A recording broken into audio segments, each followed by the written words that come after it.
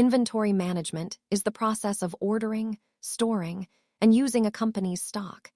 It is a critical piece of any retail or manufacturing business. At its core, it is about keeping track of the goods you have on hand to sell and the raw materials used to make them.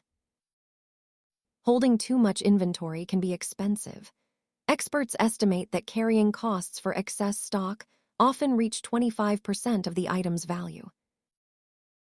The goal is to balance these four priorities so that you never run out of goods while avoiding the costs of keeping too much.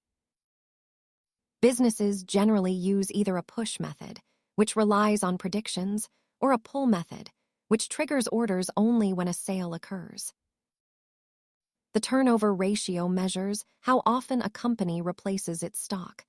Higher numbers indicate better efficiency, though this varies significantly by industry.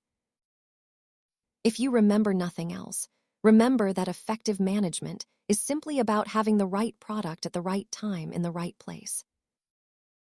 Understanding these basics helps you evaluate how well a company manages its resources.